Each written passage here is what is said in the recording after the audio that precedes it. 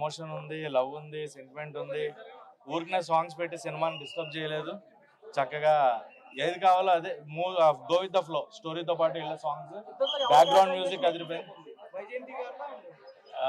విజయశాంతి గారి character both ఇద్దరు సమానమే, తల్లి కొడుకు. కాకపోతే హీరో కాబట్టి కళ్యాణ్ రామ్ గారి క్యారెక్టరైజేషన్ లెంత్ ఎక్కువ ఉంటది.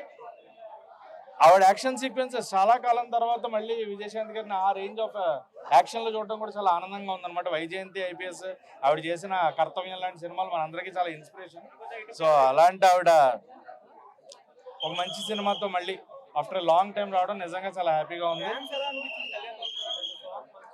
ఒకటే సాంగ్ కదా, సెంటిమెంట్ బాగా వర్కౌట్ అయింది. మదర్ సెంటిమెంట్ చాలా బాగా వర్కౌట్ అయింది. Everything was good. సినిమాలో నెగిటివ్ ఏం లేదు. సినిమా చాలా చాలా చాలా బాగుంది. థియేటర్లో చూడాల్సిన సినిమా. సాయి మంజ్రేకర్ గారు అండ్ పృథ్వీ గారి క్యారెక్టరైజేషన్ చాలా బాగుంది. ఆయన అంటే ఒకప్పుడు మనకు ఆది సినిమాలో చలపతిరావు గారు ఎలా అయితే ఎన్టీఆర్ గారు పక్కన ఉంటారో, దీంట్లో మళ్ళీ అంతే ఇంపార్టెంట్ క్యారెక్టర్ పృథ్వీ గారికి పడింది. ఆయన క్యారెక్టరైజేషన్ కూడా చాలా బాగుంది. అండ్ శ్రీకాంత్ గారి క్యారెక్టరైజేషన్ అది చెప్పకూడదు, సినిమాలో చూడండి శ్రీకాంత్ గారిది ఎలా ఉంటుందని.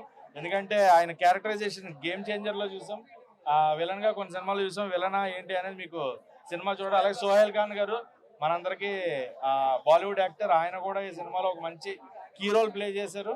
సో ఎవరి క్యారెక్టరైజేషన్స్ వాళ్ళకి అందరికీ కూడా విలన్ హీరో అన్ని.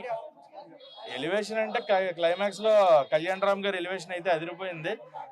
ఆ షాట్ చూడాల్సిందే సినిమాలో. నార్మల్ గా చాలా న్యాచురల్ గా తీసారు అనిపించింది. అది చెప్పేస్తే ఇంకా సినిమా చూడక్కర్లేదు.